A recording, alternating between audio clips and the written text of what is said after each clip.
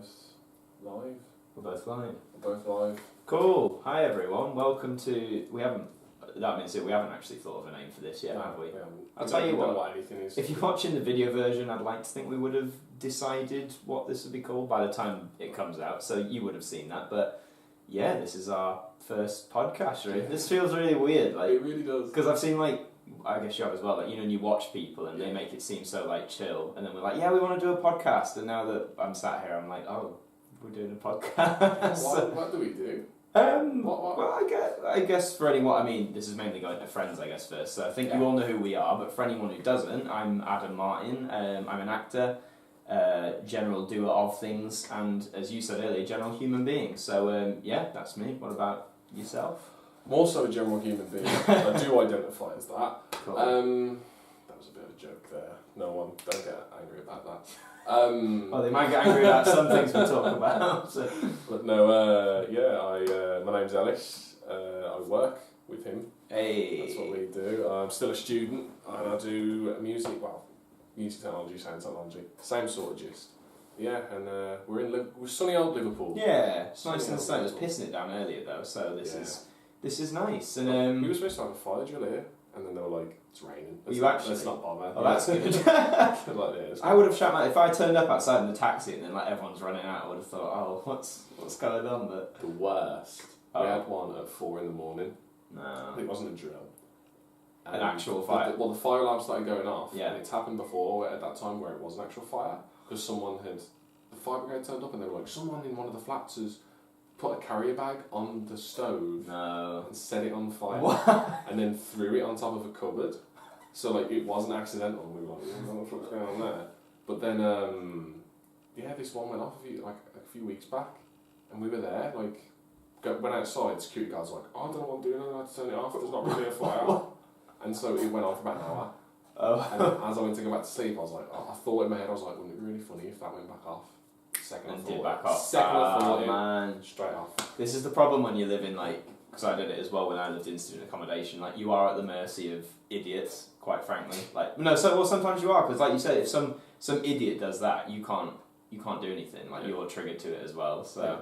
The amount of time I will literally stand at my window on nights where people are out pissed, and I will shout out the window to them to shut the fuck up. Yeah, That's the age I've got to. Man's got to sleep. I'll literally be standing there, shut up. Me and Lauren had the same thing. Lauren's my girlfriend, by the way. Hi, Lauren. You're probably watching. But when we were it was a studio flat, but we were essentially living together. Yeah. But further down the street, there was a party thing, and the amount of time. Well, obviously we can't do anything because it's across the street. But you'll be lying down in bed, and then you just hear.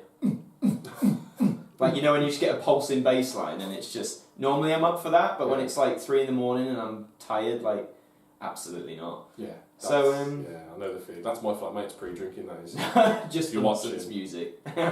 Just So I guess on this we're going to talk about a variety of things. I think I guess we didn't really say we want to talk about just this. I guess I think we're going to just be an all-rounder sort of discussion. As you've probably guessed, we're not family friendly in terms of language. No. I don't know. I don't give a shit because usually when I do YouTube, I try and because ad revenue. I try and be don't swear and all that, and it is fairly easy to do, but it is nice to sort of just let loose and be fuck you, and it feels nice. But so yeah, if you've got a problem with swearing, you probably shouldn't be watching because I'm sure we're gonna have a few expletives in there.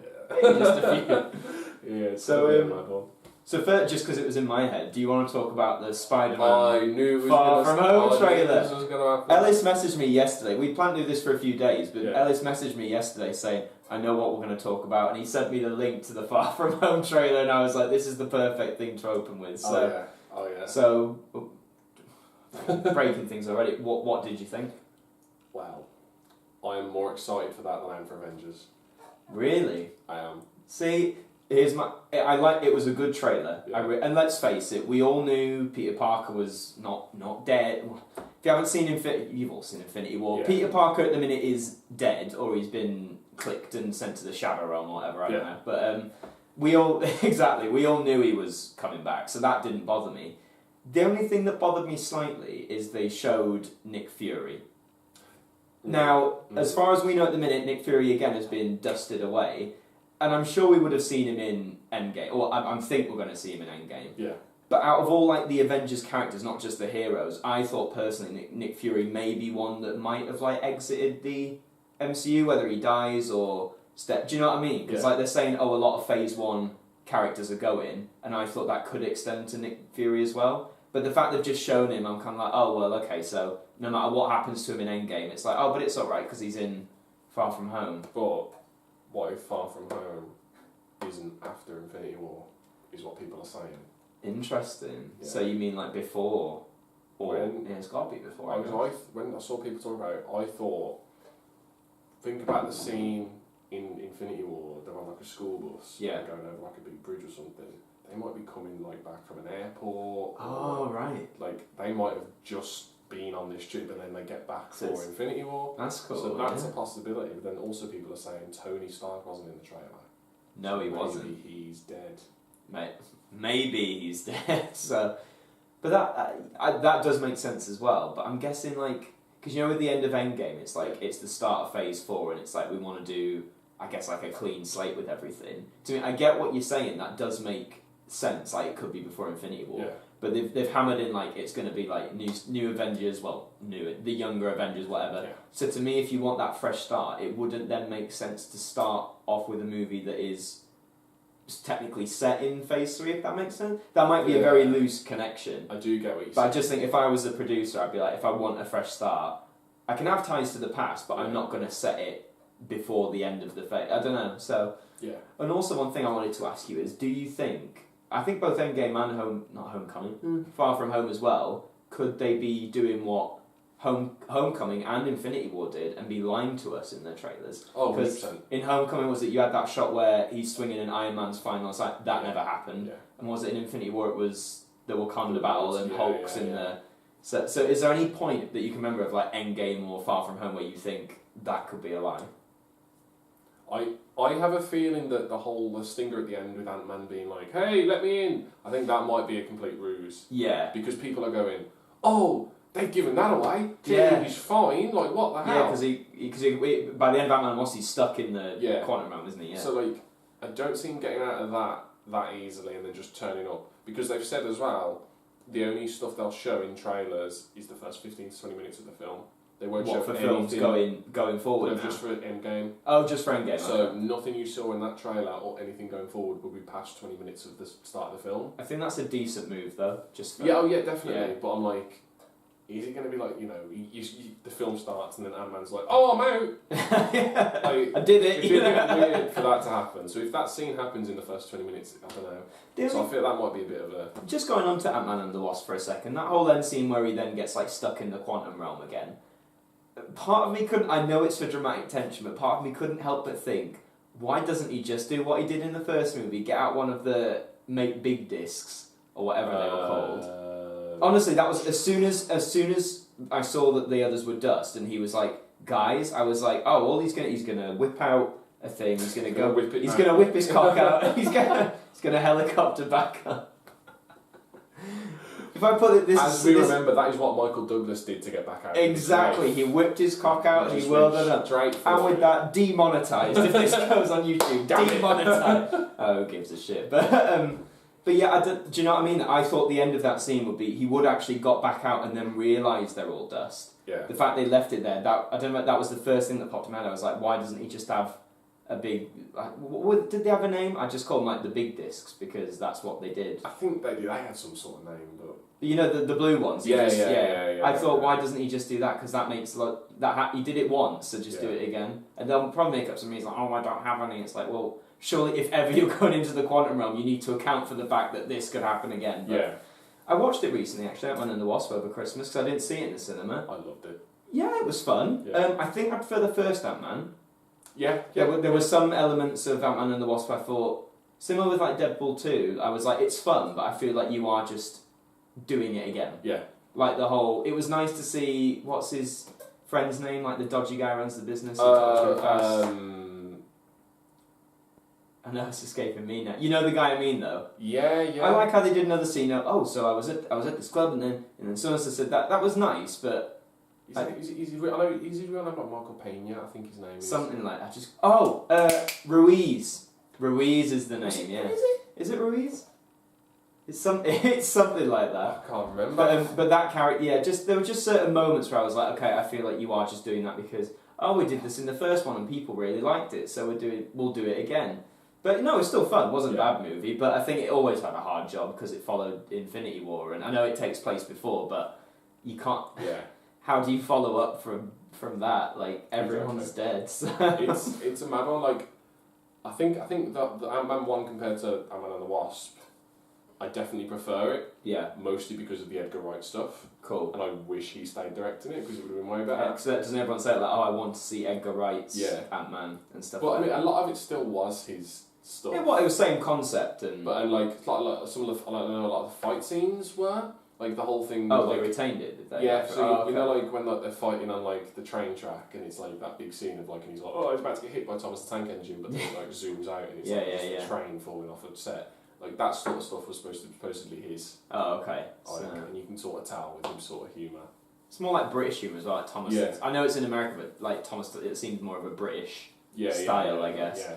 That show's creepy as well. I don't know if you like some of the when we watched when we were kids when they were still like stop motion trains or whatever. Yeah. There's some like horrible stories in there, like genuinely not good. There's one where like this is such a sidestep. I'll keep it brief. There's this one where it's like, oh, this train's I can't. It wasn't one of the main ones, but he's like pulling stuff around, but he's like not getting recognised or something for his work, and he's being really bitchy with like the fat control or whatever he's called. And then he's like, okay, I've delivered this route, but it's like dark and it's misty at night. He gets led into like this train junkyard, which is creepy enough. But then these two like other engines like corner him, and they're like, we're taking you to scrap. And then this fucking claw comes down and is about to like crush him into it. Honestly though, like if you imagine like being, because I don't remember seeing that, but I think if I watched that at like 4 or 5, that would have been horrible, like really horrible. But anyway, enough about Thomas the Tank Engine. There were a lot of weird shit, like when you were a kid and you'd watch it and it was like, Courage the Cowardly Dog was the worst. Courage the Cowardly Dog is horrible. Yeah, it's just the worst. It's literally scary fucking thing. There's some also. I mean, it's done for humour, but I watched. There was a clip I think on about Courage the Cowardly Dog, and there was like some really blatantly like, I wouldn't call it. Well, I guess like misogynistic. Like the old woman said something about, or no, a character said something about a woman is all good for like cleaning and make it, you know, like that. And then the old man in the show, I can't remember his name, the old man who Courage lives with is like, oh, like that's the kind of woman for me, and it's like written by Piers Morgan. Written by Piers. He probably loves it, Piers Morgan. Did you see him going on about the Gillette advert? Do you know? I'll be honest, I haven't yet watched the Gillette advert, but I'm sure it's. The gist is that it's basically saying men need to be better. Which and it has like clips of like Terry Crews when he was like talking like about his experience. Yes, yeah. So it had like him talking, then it was showing like obviously like clips from the advert of like men like walking down the street and seeing things, and like a guy seeing some kids chasing after another kid and going over and helping, or like a guy about to like go after a woman because he's like, ooh, she's hot, and then his friend's like, right mate, that's a bit don't do that. And so it was just like, be better. And he's like, okay, fair enough, that's a good message. And then Piers Morgan's kicking off. Let boys be boys, let men be men. No, so not if boys are doing. So literally, it's like let them boys beat the crap out of that little boy. It's just let them. He's just a twat. It makes you like he's just a literal cock. Wait, if it was his own kid, would he be like, nah, sorry mate, I'm not gonna help you. You're gonna get bullied. You're just gonna, well, it's you're like, gonna enjoy it. It's like how we reacted with the whole vegan sausage at Greg's thing. Like I'm not. You aren't vegan, are you? No, I'm not vegan. I mean, for better or worse, I'm a meat eater. Yeah. Okay, I'll just put that out there. But I've got nothing wrong with veggies or vegans. Like, and this, they're saying, oh, we're doing, great. Who doesn't love Greg's? Fantastic. But then you get people like him being like, no one asked for this. And it's like, I'm pretty sure people might have been asking for this. But what annoyed me most about that whole campaign or like the hate or whatever is that people acted as if they were taking the regular one away. And Greg said on like their Twitter multiple times, it's like, we're not taking it away, it's just not. But the amount of like idiots posting on Facebook, oh, I can't believe they're ruining what makes us British, which, I mean, as you know, like with several things like Brexit, which we might talk about, how juicy is that? But as you know, it's just stemming this whole, oh, we're British and our identity must be protected. And what identity? The Empire's gone. The It doesn't. Empire's gone, not yeah. where we work at the Empire. That's not gone. But Damn it. damn it. But no, the British Empire's gone. Everyone, it's not Yes. coming back. It It's- never should or will come back. No, God, no. But I just don't get why people can't. Have I ever told you a story All about how when I worked at HMV? you've told me When a my few. wife got flip sign-ups. Thank you. You've told me a few HMV stories, but I told you know, the racist one. I don't think so. Please do share away. You just reminded me when you said about the Empire. There was a guy I was serving. I was there. I was 17. First Christmas job. First ever job. Was there for about 2 or 3 days. Yeah. And the geezer came up and I'm serving him. And as he puts his card in the card machine, he had a pushchair next to him with his son in it. And a black lady was trying to get past to leave the store because it was quite a small sort of till queue. Yeah. And she's like, she's got a pushchair and she's like, excuse me, can I get past? Can you just get past? Yeah. And he's like, no, you'll have to wait. And she's like, no, I'm not standing there all day. Like, let me. Yeah. And he's like, no, you'll have to wait. I'm being served. And so she just went, all right, so this sort of got past. Yeah. And then as she's getting past, he sort of realises he has to move his son out of the way. So he does. And then she gets by the door, and she goes, and he goes, you black bitch. Oh, right. wow. I'm standing there and I'm like, oh my God, like, I don't know how to react. Well, yeah, because like it's just like you're 17, your first job. It's like I'm crapping myself. Yeah. And I'm thinking, you know, if anyone wants to step in at this point, feel free. Yeah. No one's saying anything. And then she goes, what did you just say? And he's like, you heard. And she's like, sod you, your son's fat anyway. So I was like, go on. And then he turns around, and this is what reminded me, because she said about the Empire. He turned around to her and he went, I hope the slave trade comes back for people like you. Oh, come on, man. Honest to God. Jesus. I was mortified. I feel like knowing you now, like I feel you would have just been like, mate, you need to get out. Like you need to, or the police have been called. Like if it was now, like I know I would have dealt with it, but like at the time I was just frozen on the spot.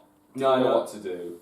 I know what you mean, but that's why, like, I feel, as you say, when you're that young and it's your first job, I think sometimes you can feel, you know in your head it's wrong, but because it's like your first experience of it, because I worked in a theatre, funnily enough, back home when I was 17, and someone was ranting at me for something I'm pretty sure wasn't my fault, because you know how it is. Yeah. But I was 17, and, like, now, as we do it at our job now, we're like, we respond, we do it. There, I literally just sort of, like, froze. I was like, she's shouting at me, I don't know what I've done, what am I doing? And thankfully my manager was there, but I think I just don't like it when people...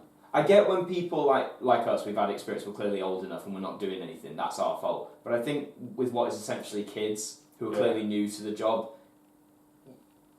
people just have to appreciate that it is more difficult when you're just going into that to do something in that situation. Yeah. So I'm not saying you would, but if you'd interjected somewhere, you could have been like fired or something. Oh yeah. Even though it was the right thing, it could have been like, oh, it wasn't company procedure, like you need to, well, you'll be fired, you know. So I fully back that. I can't believe somebody bring back the slave trade. Like, yeah, honest to God. And I remember there was people, like, you'd think that pretty much everyone would be like, oh, that's wrong, that's disgusting.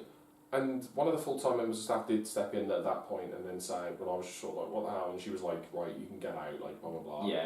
And if he hadn't have already, like, put his pin in, blah, blah, and already gone through, I think she probably would have been like, we're not serving you, get out. But because he'd already had his stuff, she's like, right, take your stuff and go.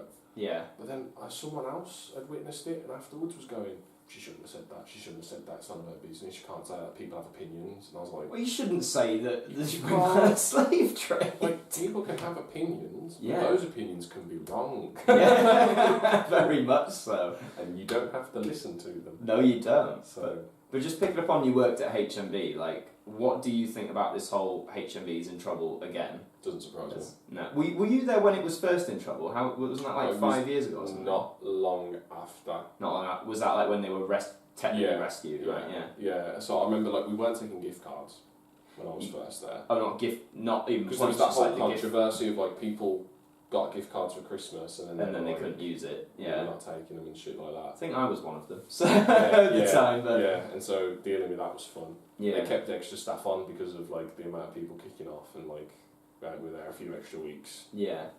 And they weren't doing the points cards either. No. Back when I was first there, but then they did them ever since. Do you think that, like, having worked there afterwards, was there ever a vibe like or like any vibe from the management or the staff, like it could ever happen again, or was it all just like, we're back now, like we're cool? It was pretty. They were pretty like no one knew anything about it. No, like, I guess not. Like all the from what I've gathered, all the staff that like still work there, like they had no inkling anything was gonna happen. Oh really? Recently, like they literally just came into work one day. So it's been as like more of a shock. Like, yeah, shit. They just turned up. I know someone who works in the head office. Didn't actually know he worked in the head office. I went to sixth form with him, Nice. and then he just randomly turned around to me the other day and was like, "Oh, I'm sitting with some of the people you used to work with. I work in head office." I was like, "Oh, okay, cool." Nice. But I literally saw his tweet one morning, like literally days after I found out he worked there, and it was like, "Oh, nice coming into work and finding out the company's going into administration." And I was like, "Oh fuck, it's happening again." It sounds like the second apocalypse is happening again. It's happening again. But like the whole time I was there, the thing they always said was that people would come in and go, "Oh, I thought HMVs had all shut down, and where I live there isn't one anymore. I thought they were all gone." And then the answer was always really, to be honest with you, vinyl saved it. Like it did. The vinyl sales, like that's why they pushed it so hard, and that's why expanding. Well, even in the Liverpool one, like the whole back of that first floor is just vinyl, isn't it? Because obviously they're expensive enough and people buy them. Yeah. So like they were doing really well on that, but then apparently out of nowhere it's just like no, we're gone. See you later. I guess the question is, I'll put this to you: do you just like a yes or no, and then we'll go into detail. Like, should HMV be saved? Yes or no? Just on like a base level. Yes. And for what reason? Okay. But okay, yeah. They have to change with the times. Oh yeah, of course. Because there's a lot of stuff. I won't go into a lot of detail because obviously I don't want to say stuff about like the internal workings of the place. Because there'll be men from HMV outside your door like. If you get a cease and desist. Fuck her. Just. I mean, I won't get a cease and desist if they go out of business. Yeah, exactly. Say what I want them. But no, like there's a lot of stuff like they don't move with the times, and like a big market is gaming. Gaming is like the biggest entertainment industry right now. Wasn't there a claim like recently it makes more than music and movies like combined? Yeah, it makes more than everything, and yet they would never have any stock of anything. No. The gaming section was literally like one part of the tiny wall next to the Blu-ray for PlayStation, and then another bit next to it for Xbox, and then the Switch had a metal stand with like 5 shelves that was stood next to it. That literally had like the Nintendo Switch empty box on the top, which always had a sticker on it that said out of stock. Nice. But to be fair, that was Nintendo's fault. Oh well, yeah. And because they're horrible at selling stock, and then just like a couple of games. Yeah.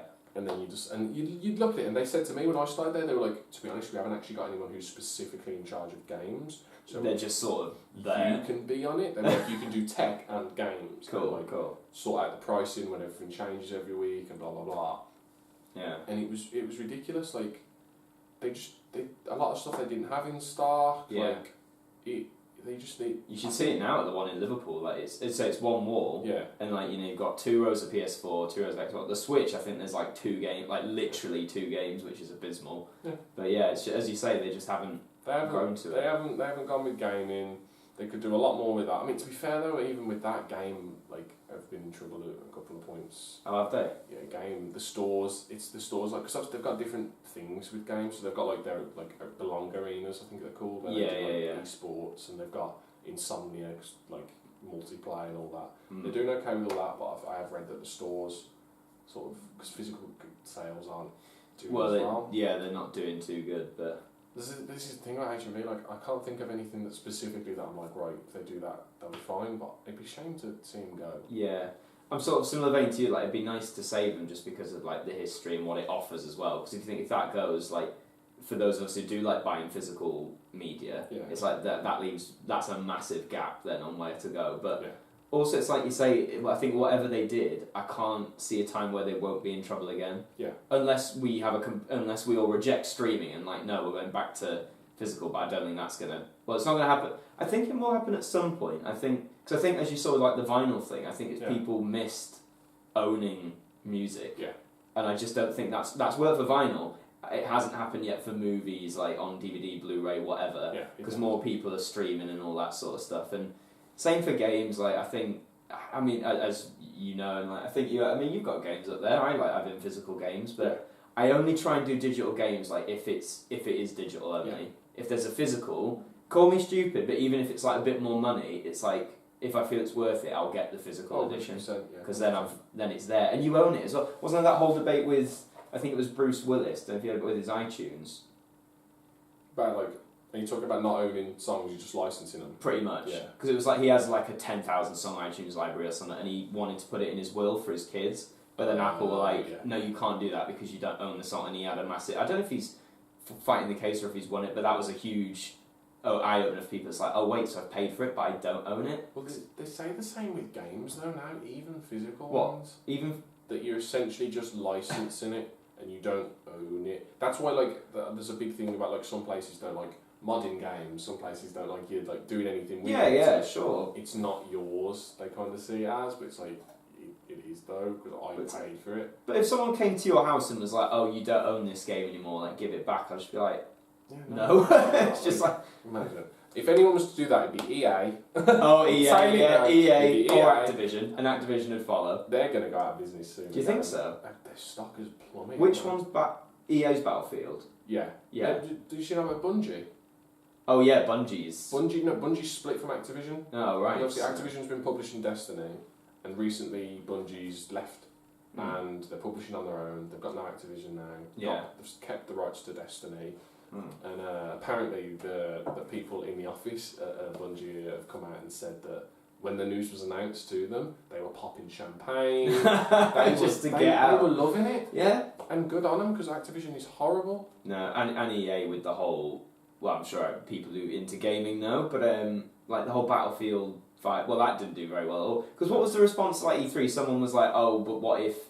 I can't remember the exact words, but someone at E3 talked to like the producer of Battlefield 5 and said, oh, but what if fans don't like this? Yeah. And he said something like, well, if you don't like it, don't buy it. And that is the worst thing.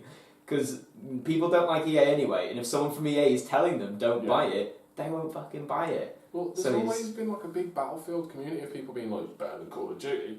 And especially after Battlefield 1 and Infinite Warfare, everyone was like taking the mick out of like Infinite Warfare, being like, oh, space laser Call of Duty, and everyone's been like, oh, Battlefield 1 though, it's amazing what one shooter.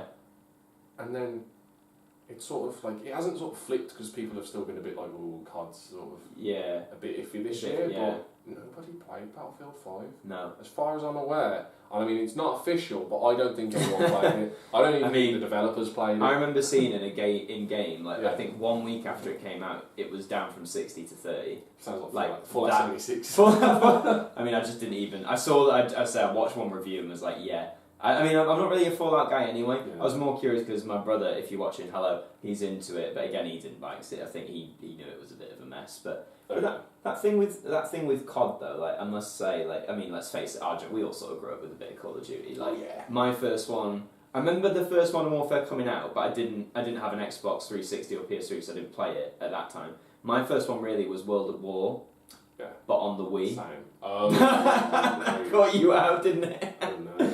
Oh mate, it was a very, because here's my defence for anyone who remembers the Wii or the COD version of Wii. So I'd recently got the Zapper attachment, which wasn't really, it was a bit of fucking plastic. That's all it was. But exactly. But at the time I thought, oh cool, it'd be cool because everyone was talking about World at War. Yeah. Some of my best friends had it on 360 and I played it. I was like, this is really cool. Nazi Zombies was brand new then, and that was really cool. So I was like, I only had of the new gens at the time. I was a year from getting an Xbox. So I was like, well, it's on Wii. And, you know, as a dumb kid, I'm like, oh, it'll be exactly the same. And at first doing the whole, that was pretty cool, but it was far too sensitive. Yeah. There was no Nazi Zombies in the Wii mode, I don't know if you knew that. Shit. So that was a massive draw, and the graphics just looked like shit. I'm a big fan of, like, graphics don't make a game, but these were, these were bad. So then as soon as we got a 360, me and my brother, I was like, do we buy World at War again? He was like, yes. Like, yes, we should. That was a really good game, though. It was. The campaign of that was cracking, of World at War. Yeah. And then Modern Warfare 2 was like the big one for me, though. The amount of days I spent on Modern Warfare 2. Getting into hacked lobbies and getting your... Like, you get the first kill and you get, like, ranked to 1070 straight away, yeah. But then after... Because you're on about Battlefield's better than COD, my history was, I was a COD guy. Yeah. Did Modern Warfare 2, did Black Ops 1... And then my brother got Battlefield 3. Yeah. And I played Battlefield 3 and I really enjoyed the multiplayer. So I didn't do Modern Warfare 3, I didn't do Black Ops 2. Black Ops 1 was the last COD game I really actually played. I I think I'm the same, you know. Because I just lost... Because Battlefield 3 was fun, then he got Battlefield 4, which was... I mean, Battlefield 3 was better than Battlefield 4, I think.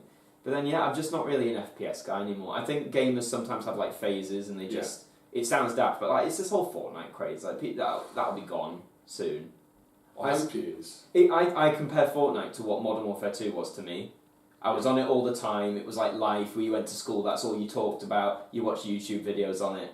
And then in like 1-2 years, it's there, but it's not. I think that's the thing. Like, if you've got a community around it, you've got enough to talk about and a good progression system. Yeah. I think a lot of games are missing a good progression system nowadays. They do, yeah. Like, when you play Modern Warfare 2, you were like, oh, I want to keep playing. I want to level up, and I want to get that upgrade. I want to get, you know, instead of using like, was it the Model 1997 shotguns or something, I want to get a Kimbo. Oh yeah. And then you'd run around and you'd murk people because they weren't overpowered. Exactly, and so you'd be like, I want to get that, and then I can get the next gun, or I can get a camo. Yeah. Like, you want to keep doing that, and it was only small things, but because it was priced really well, it kept you wanting to play. Yeah, exactly. And then you'd get to a point where you'd either go, you know, I've got everything, do I then want to prestige and start again? And a lot of people did because they enjoyed the climb so much. Yeah, exactly. But a lot of games nowadays don't seem to do that. It's more about money. It's about money, loot boxes, and esports. Exactly. And because of esports, they don't want to sort of create an uneven playing field with progression. No. So like you play Overwatch, Yeah. everything's unlocked. There's nothing. It's the only thing is skins. And that's it. Yeah. So it's like we'll put you all on an even playing field, and then and then you go, and then it's like, so it's about your skill, and you go, okay, that sounds okay, but what wants to keep me playing? Like, yeah, and it's really about how big's your wallet in those games, like, because those who will buy it will, and then you've got an unfair disadvantage. Well, I mean, in Overwatch not as much because it's just purely skins. Oh, okay. More skins. I'm not familiar with Overwatch, so but in things like does CS Counter-Strike does. No, purely skins as well. Oh, okay. Purely skins. There are some games though where it's like you can buy like the best weapon or whatever, or Battlefront 2. That was a mess, wasn't it? The original Battlefront 2 from like 2006 is more playable, more functional than Battlefield 2. So good. I know. That was so I'm still glad that they cancelled what was going to be the original Battlefield 3. And I don't know if you saw this morning, I read, here's one for the Star Wars fans, EA, because of course they've cancelled it, you know. Big Star Wars open world game, be really cool. He is like, nah, fuck that. Do you know the history of like what happened with that and Visceral Games and everything? What, as in why they... No, I actually don't. Okay, so Visceral Games were the ones that made Dead Space. Yes. It's fucking amazing games. Played the first one. Third one was naff. Oh. Second one's like amazing. Cool. Like amazing sequel, perfect sequel. But yeah. So they made obviously Dead Space 1, 2, and 3, and then they were given the rights through EA to make a new Star Wars game, and they were going to make quite a like. From what I gathered, it looked like a really cool sort of story-driven, really good game. But then it came out that EA like sort of looked at it and was like, said it was too linear. Right. Too linear. They wanted to monetize it. We want loot boxes. Games as a service. We want to do all this. We want to make it open world. Yeah. You know, all these buzzwords of like we want to make it the modern day thing. And so they literally took the rights off of Visceral and then shut them down. Made people jobless because they didn't like their Star Wars game. Thanks Obama. Thanks Obama. And make EA great again. They never were. But yeah, and so they gave it was EA Vancouver or whatever it was. Yeah. And then they just turned around today and said, nah, we're not doing that. Forget it. The first reply I saw, because it was Jason Schreier from Kotaku, I saw tweet it, and the first reply to the tweet was like, you know that meme of the guy when he's like, oh yeah. So it was like, can't release a bad Star Wars game if you never release the Star Wars game. It's just, god damn. It's like they're not doing anything with it. I just think EA, DLC hasn't ruined the video game industry, but the monetization of has not it's damaging it, because like EA they've not been the best company ever, but they made better games when in like the days of the PlayStation 2 when they couldn't release DLC. This is a random game. I played SSX on tour, sick snowboarding game. EA Sports I think made that, but because like you pay whatever it was back then, like 20 quid for your game, and then that was it. You got it, and it was a good game. But ever since they've been like, oh, we can make even more money. You say, oh well, we'll just give you like half a game, and then you got to pay for the rest of it. Yeah. But isn't it worrying that the amount of big AAAs like Fallout 76, Battlefield 5 that are coming out technically unfinished? Like they're not finished. They say, oh yeah, it's just patches. They're not finished. Yeah, no, they're definitely not. It's very rare nowadays you get a AAA game that is finished. Exactly. You get God of War, you get your Marvel Spider-Man, Red Dead. I guess I haven't played. Because they're not looking out to like the only thing like Spider-Man. The only thing you pay for is like the 3 DLC. Yeah. There's not. Oh, if you want to get a better web shoot, you've got to have a loot box or anything like that. Nothing like that. I mean, they released on Christmas. They released Sam Raimi's Spider-Man suit for free. Yes, I remember seeing that. They did 3 new suits per DLC, and everyone was like, "We want the Sam Raimi one," and then they just went, "There you go, Christmas present for free." The Insomniac games, amazing. They've always been brilliant good, developers. Thank you for the first 3 Spyro games. That was my childhood. Thank you very much. And the Resistance games, because a lot of people didn't like them and I loved them. So. Were they PS3 exclusives? Yes, they were. Yeah. I loved Resistance. All the man. Yeah. That was like the PS3's first big thing, wasn't it? Because I remember that thing had a rocky start. PS3. 100%. $599 US. No way. I bought it. What? I mean, I didn't. What? Mum did. Oh right, not. Well, yeah, when it first came out, when it first came, your poor mother. Something quid. Yeah, I remember as well. There was like a 20 gig version and an 80 gig version.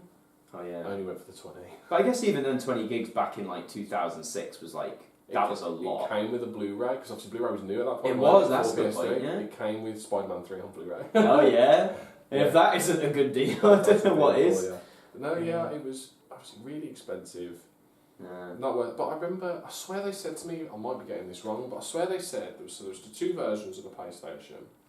Yeah. 20 gig and the 80 gig, and one of them, I can't remember which one. They were like, yeah, one of them, if you want it, you can play PS2 games. Yes, I remember that. The other one can't.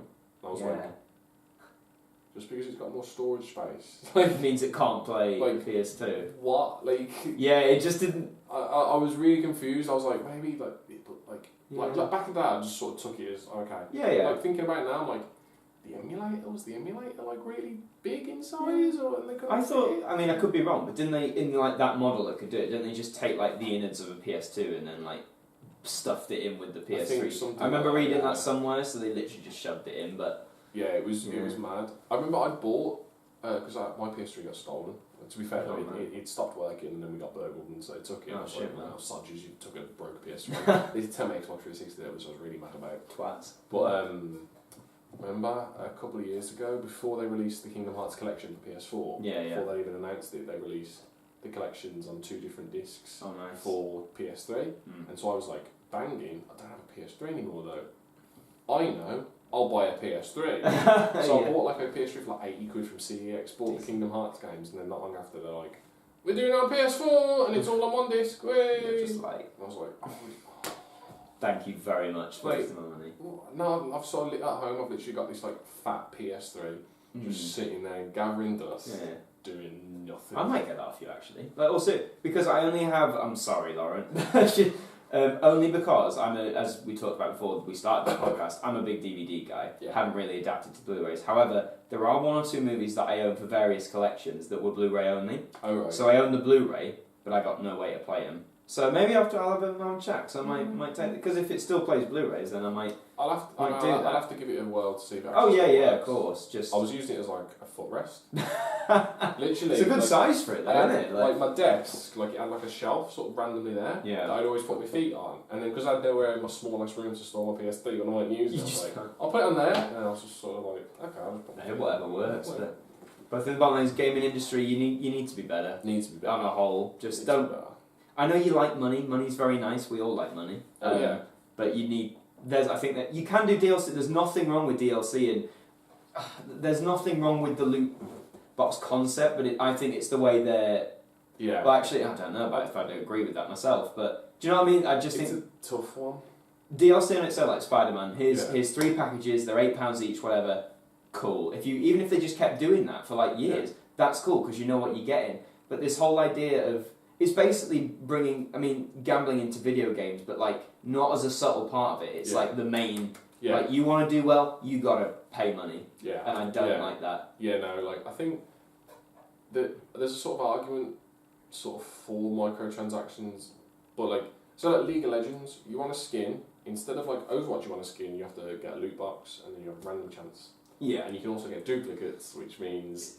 You're even less likely to get it. Exactly, yeah. League of Legends, you look at it, you go, I want that skin, and then you buy that skin. You buy it, yeah.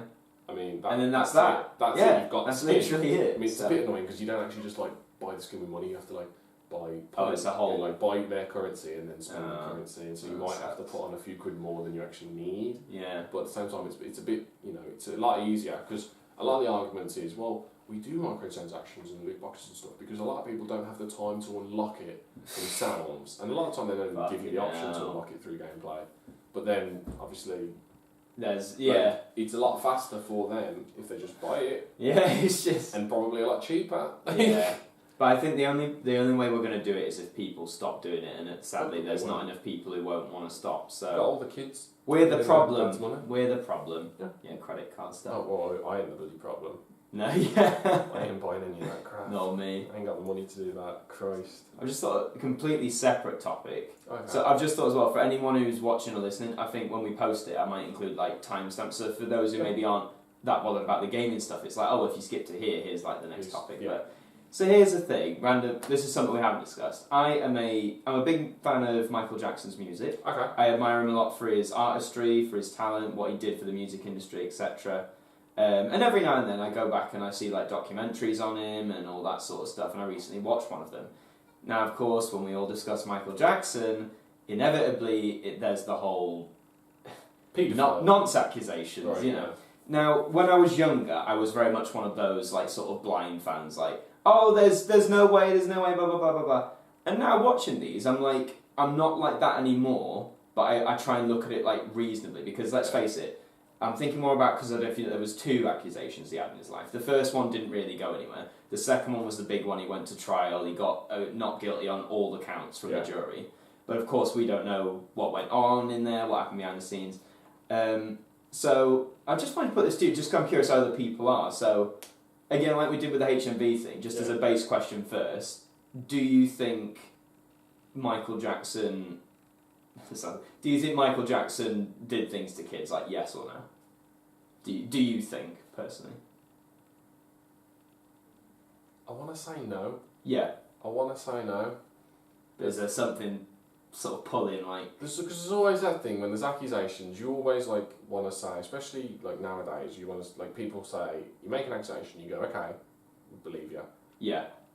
But I always find it difficult with stuff like that, because people say like, oh no, we believe victims and blah blah blah, and people are scared to come forward. Yes, yeah. And I completely agree with that, but at the same time I'm like, it's hard, because the whole, like, with anything like that, or whether it was murder or robbery or whatever, it's always innocent until proven guilty.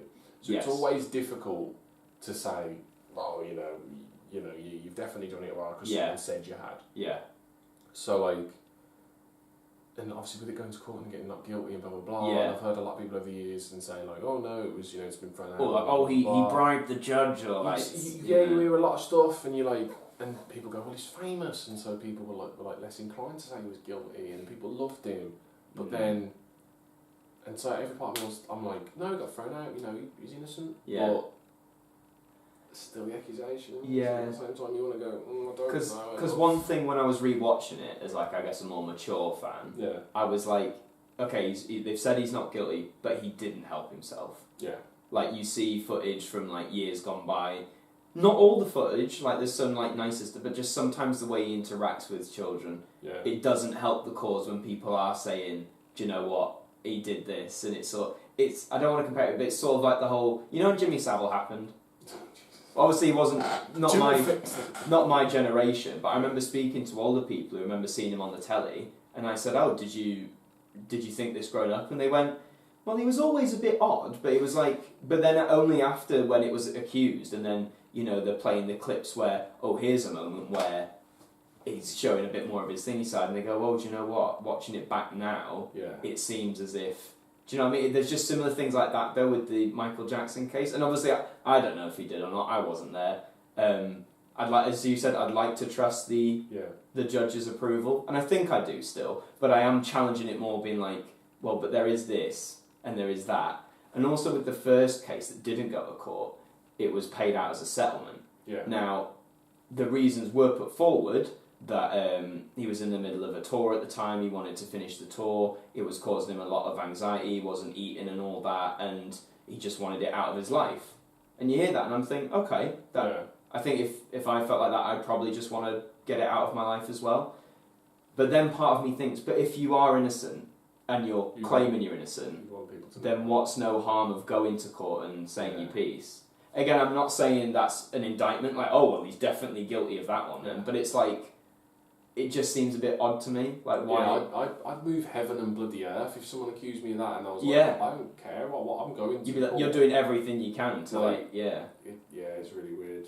But as you say, they say that with all kinds of cases, don't they? Like, oh, if anyone pays a settlement, that instantly must mean that they're hiding something. And in some cases, sure, it might, but then you could argue in some cases it might not. I think that's hard with any court case. Like, we as the public, we can't understand the full circumstance. No. But then there's people, like anyone on the internet, probably Piers Morgan, there's people who act as if, oh yeah, I was there, I saw everything, therefore, I mean, they don't say, but you know, they come out with this air of, oh well, I'm all-knowing, and I know what happened. It's just like, shut the fuck up. Like, you can have your opinion, you can think they were in the right or the wrong, but unless you were, like, either there or saw it happen, you don't know shit. Yeah, no, you don't. You really don't, no, so... Damn thing. Yeah. That was a bit more of a morbid topic, so... I was just saying, like, when I was watching this documentary, I had that question in my own head, and I thought it might be interesting to put it to yourself. Like, you never know the depravity of what people can do. No, that's it. Like, it's really weird. Like, I randomly... what was I doing? It was like a couple of nights ago, I was cooking. And, like, I sort of took my phone into the kitchen, and I was like, oh, that looks like an interesting video to watch. And I put it on, and it was like, how police used body language to... find out this guy was guilty of murdering his own family. Right. And it showed, and it was like this, there was like two-parter, and it was like, this geezer, it was like August, like last year, he, this police officer got called to my house, somewhere in America. Sure, yeah. And he's got his body cam on, so he's watching the footage, and the next door neighbours were like, this woman lives here, she's pregnant, she's got 2 kids, she lives there with her husband, she's supposed to have an appointment at the doctor's today. I saw her yesterday, she said she's, stressed, blah, blah, blah. And I said to her, I'll take her in the morning, 9 o'clock. Like, she hasn't answered, she's not answering the door, her husband's gone to work. Yeah. The kids don't seem to be there, blah, blah, blah. I've got in contact with him, he said she's taken them to a play date or something. She's like, but a car's still here, what's going on? And so the police officer's like, he's knocking around, seeing if anyone's in, because he's worried that, like, something's happened to her. Cause she's of course. She can't get to the door. So eventually but he's like, I can't get her into the house. So, like, eventually they get the husband to come back, but he's, like, proper sort of, like, nonchalant, doesn't really... Right, yeah, he's not, like, if that was you, you'd get out of the car, you'd be like, oh... you'd be frantic, open the door, you'd get in, you'd be like... But, like, he just sort of walks up to a car and he's sort of looking in and he's like, oh, I don't know my shoes, sort of thing. Yeah, and then, like, he goes in the house first, goes upstairs, and you see him, like, run upstairs, and then sort of come out and go, oh, look, I found a phone. But he already had it on him. Yeah. And so he'd go upstairs and just specifically be like, oh, look, I just found it. Like, and then stuff like that, and then, like, you sort of see, like, how, like, it unfolds, and the police officer's starting to, like, suspect him and, like, asking him questions. And it turns out the neighbour had a camera on the front of his house. Oh, right. So. And so he was recording all morning, and they went in the neighbour's house and watched the footage, and the only person who left that house that day was him. And you saw him at, like, 6 in the morning, loading shit into the back of his truck. And so, eventually, they took him for questioning, started asking him about it, and literally you watch TV interviews with him the next day. Yeah. And there's no sadness, there's nothing, he's just standing looking at the camera. Just nothing behind the eyes. He's going, I don't know what's happened to him, like, I want them to come home, but I just don't know what's happened to them. No, doesn't give a crap. And then, like, that's surely a dead giveaway, though, isn't it? Like, so, I'm not bothered, like, if they come back. So eventually they just do a polygraph, and then they're like, you lied. You lied. You had a mistress. We already know about it. Yeah. Where's the bodies? And then he's like, yeah, I took him to work with me. And they were like, you know what he'd done? He worked at, like, this, like, oil type place with these big 2 oil tankers in, like, the middle of nowhere. He buried his wife in a shallow grave. Right, yeah. And then put each of his kids into these big oil tankers. Put them in the small holes at the top, and they were in oil and water in these big tankers. So, and I've got no words for that. Just like, how can people do things like that? Yeah, like what? You know how, like, they say, oh, like, we can't technically bite our fingers off because there's something in the brain that prevents us from biting down. I kind of think like that. Like, what? I couldn't take a child, even one who was dead, to the top of an oil tanker and logically think, you know what? I'm going to throw it in there. Yeah, no. I just think there would be something in my... Even if I was like, yeah, I'm going to do it, I think there'd be something at the very last minute that would go, no, like, you can't do this. So what you're saying to me, Adam, is that if you had murdered your own child... If I don't have any children, and even if I did, they're fine. If you did murder your own child, yeah, you would draw the line at putting them in oil, is what you're telling me. Yes. But you know what I mean? Like, no, I get you. But I just... Yeah, wow, sick. It's something... Sick. Something different with your brain that you've got to be able to do. He's that. dislodged, man. I take it then he's been put away for, like, life or whatever. He's gone. Well, whatever the prison system is. It seems like, oh, you can sell drugs, get put away for life, but then you could, like, murder someone. Oh, yeah, you'll get out in 2 years. But it was a really interesting watch, because there was a guy, like, sort of commentating over the footage every so often, and he was talking about the body language and, like... I might watch that myself, just to see, like, this actual guy, like, it's to see... really interesting, like, the stuff that they do, like, that, like, you know, sort of ask certain questions, say certain things to get a response, like, the body language that they use, so, like, even just sort of things, like, one of the interviewer was trying to sort of pretend he was on his side and be like, I know you're a person. Like, I get you, you take care of your family, I know you're that sort of person, blah, blah, blah. And to be honest with you, I know the separation that was going on between you and your wife. There you go. I know that was probably her fault, but as he was saying it, he, like, grabbed his wrist like that. Yeah. And the guy was saying that, like, that's a sign that, like, people are sort of holding back the truth and they're not saying what they really think. Because their mind wants to read, and all this sort of stuff, and you're like, and you even thinking about, you were saying about what police do, and apparently, like, if they're putting their hand on their cheek, they're, like, thinking, if the hand's over their mouth, they're like, they're not agreeing, they suspect the person. Yeah. All these if little it's on things. their chin, like, they're making a decision, like, and you think about it and you're like, yeah, you know, you're like, that's true, decision, like, it's mad. mad. And so you start watching it and you're like, shit, like, and like, I watched a show called Lie to Me years ago, and they were, like, talking about how people act when they're lying and stuff, like, they'll make more eye contact, which is a misconception. People think if you make eye contact, you're being honest, but you make more to see if they believe you lie. There's a fun fact. So there's a lot of interesting that explains so much with some of the customers we get at work who are trying to tell us, but I mean staring at you, overuse that makes so much sense. Overuse of hands and staring straight at you, they're trying to see if you believe their lie.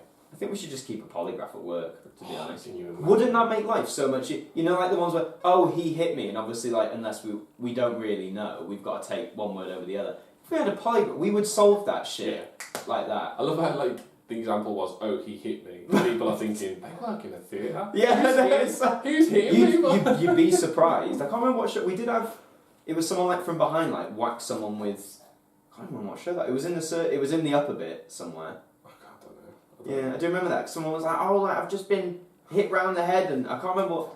I think you have to take one, you know. But anyway, enough about work politics. Work politics. But of politics, are we gonna do this? All right, we're on 52. We can. Should this be like the closer? Okay, maybe we can do it. We can do it. So everyone, it's still a developing situation. So Brexit. Just to I guess do we want to? Bullshit. I mean, we don't have to. Do you want to make your stance on Brexit clear? I think it's bullshit. Okay. As I just said. I meant, like, do you want to say if you were like leave or remain? I'll remain. Oh yeah, same here. Remain as. Yeah, no, like it's complete bullshit. So basically, we think Brexit is a shambles. And, it's a complete shambles. Like it was a far right thing, and I don't want to get into like right left. Yeah. I don't care about that. But like, it was a lot of people have used it as like, oh, get these immigrants gone. Get these immigrants England gone. for the English! England for the English. Yeah. Like you said, English Empire, blah, blah, blah. Get back to our values. But like, have you ever watched a guy called James O'Brien on LBC? Yes, yeah. And he just like slandered the whole thing. Literally, like, you'll get callers and they'll be going, oh, and we'll get back our control of our own laws. And he literally, every time he goes, right, okay, you know what I'm going to do now? What law has made your life worse under the EU that we can change and will make your life better? And not a single one. I can't think of one and they can never think of one. No. Because it's just a slogan of like, we take back control and there's nothing to it. Yeah. Just disclaimer, if you voted Leave and you're watching it... You're wrong. But if you... I mean, in our views, yes, you are wrong. If you want to leave your opinions, I mean, I ain't going to stop you leaving your opinion. I might not agree with it, but you can say what you want. Welcome some sort of debate. Yeah, debate, whatever. But I think what you said, I like that. We think you're wrong, but if you want to say shit, guy. But yeah, I don't want to get in the whole far right left thing, but I just think with everything that we know that the EU either does for us, or sure, it's not perfect. Of course, it's not. It was never. I never got people who voted Remain who were like, oh, but the EU's this perfect thing. Like, it's not. No, nothing's like that perfect. But the things that were being put to me as like a voter being like, this is why we should leave. I thought, why? Yeah. And of course, thank you, Nigel Farage, the day after the referendum, being like, oh yeah, that NHS bus thing, oh yeah, that's a lie. Yeah. So I don't get it. They've lied to you. Complete lies. I mean, they'll say, oh, but it's Nigel Farage. He's still a politician. I don't care who he is. He says, oh, I'm not part of the official Leave campaign. You had a place within politics, and I think then a responsibility to commute to your constituency, whatever, and you keep fucking lied to people. You keep this all off. They're literally there in purpose, the UK Independence Party. But I love how David Cameron, he's probably hiding in a hole somewhere, like, this never happened. He's fucked off, isn't he? Yeah. But no, what was I going to say then? Yeah, like, I think I understand a lot of the basis of why people are angry and like the political system. Yes. Like, you know, everything seems so far off in terms of decisions, and like we don't get to decide stuff. And that people see like it's like smaller towns and even small cities and stuff where like the high street's dying, like shops are closing and jobs are going, and people are seeing all that sort of stuff and they're getting angry about it because no one's doing anything. Nothing's being done. And then you get politicians and like people like Nigel Farage and that turning around and going, it's the EU that's the EU, and then it's that stirring of the. They go, oh, it must be the EU. Oh, is it? Yeah. There we go. That's it. Yeah. But it's been such a build up of like stuff in like the political system of like it not being close enough to real people. Yeah. That's what's angered people. I understand that, and that I know for a fact is why Donald Trump is so successful in America. Oh yeah. Because I watched Russell Brand stand up on on Netflix last night, and he said he went, apologise if anyone don't like the C word. I won't say it. Yeah. But he said, the thing is about Trump, he may act like a C. Yeah. But he's not putting that on. No. He's real. He's a twat, and he knows he's a twat. He's speaking it what he actually thinks. That's the thing. And people go, we appreciate that, and people like it. Not everyone likes it because everyone knows he's an arse. People appreciate that because he's not a liar. He's not a politician. He's not. There's not that wall there of like I'm saying something to you. He wants there to be a wall. Yes, he does. I didn't even realise that. Yes, build the wall. He said. God, that shutdown's a mess, isn't it? So, Shut down. Do you think that, I mean, because he said, I'm not reopening it until someone says I'll give you funding, but they ain't gonna. Yeah, no. That's a mess. But with this recent thing yesterday of the whole Theresa May got voted down, as we pretty much, I think everyone, whatever you vote for, I think we all expected that to happen. There's the largest majority of voted down since like 1921 or something like that. Yeah, sorry Theresa. But you know how Jeremy Corbyn's tailored his no confidence vote, which apparently is expected to be, that's not going to happen because they're saying, but the Tories now will get back behind to make sure that they're still in power. But say if we end up somewhere though where we're at like a gridlock, because there's been talk like Jeremy Corbyn's like, we should have a general election. Do you think we should? Yeah. Because I'm at the minute, I'll be honest, I'm not sure what I think at the minute, only because I get why we should have a general election, because if the Tories aren't doing any good, which have they ever, we should get new people in.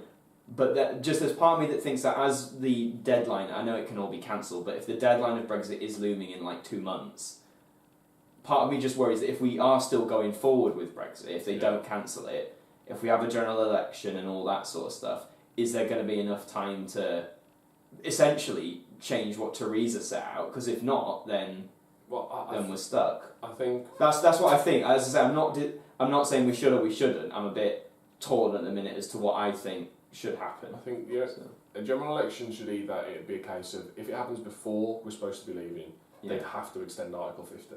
Which is when we leave, isn't it? Yeah, so they'd have to extend that and then give us enough time to have a general election, have the outcome, and then do something about it. Exactly. Yeah. Or they'd have to just wait till after we leave, or easier than everything is just go, let's have a people's vote. Yeah. Let's have the people's vote. Second referendum thing, yeah. Have the people's vote, like everyone has been bloody asking for, and then see how that goes. And the thing is, what really annoys me about this whole talk about a second referendum is people say, you have to honour what happened in the first referendum. You have to. It's undemocratic. Yeah. To which I say, that's a load of bullshit.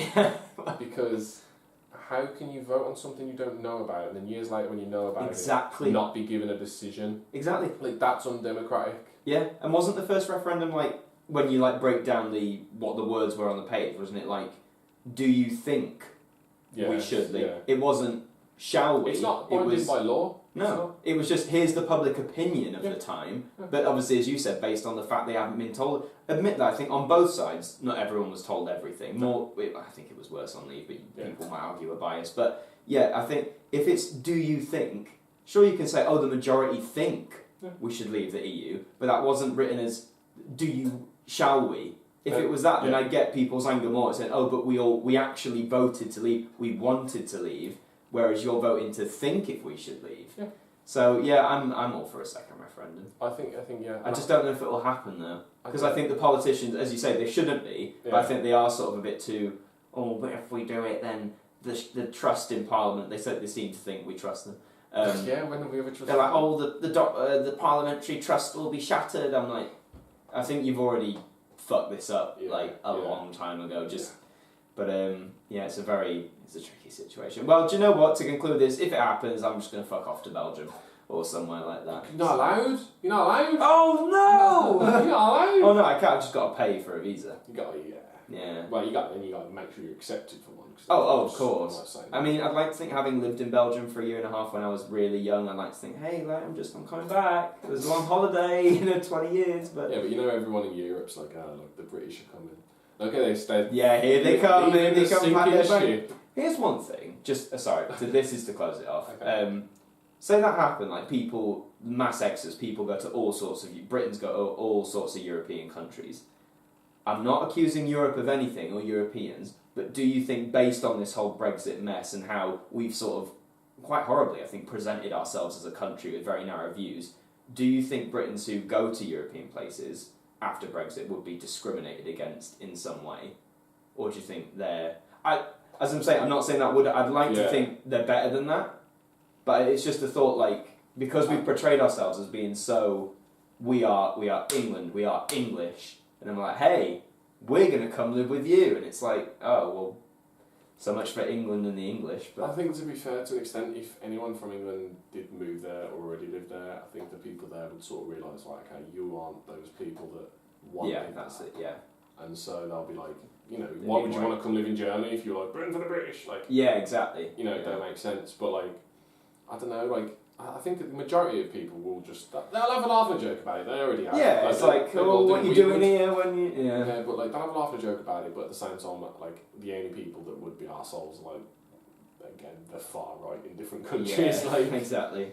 The bloody, was it in, like, France or something, the Yellow Jackets or something they're called? Oh, yeah, the people I know high vis. Yeah, and they stand everywhere. And did you see there was, like, they tried to do a high vis, like, Yellow Jacket march in, like, London or something recently? Oh, did they? And it said, like, we stand for, and it had a list of all stuff, but like, they worded it way wrong, so they were like, we stand for jobs and taking veterans off the streets, but, like, then they sort of said, like, and then they were like, child abuse, blah, blah, blah, but when you read it, it says, we stand for child abuse. Oh, God, no. And like, so they worded it really wrong. I bet some people got confused. Yeah. But on the note of child abuse... Yeah, I'll not go back to that one. Let's just all go to the Winchester for a pint and wait for this to all blow over. And I think with that, that takes us to the end of whatever we eventually call this, yeah? So, yeah, I've been Adam. I've been Ellis and I still am. Yeah, you are still Ellis. And I'm still Adam now that you think about it. Well, actually, no, I'm Noel Edmonds' son. So, thank you for watching or listening. It'd be nice to do more of these. I mean, I've enjoyed it. It's nice just to... It's weird. It's nice because we always talk, but it's nice to talk.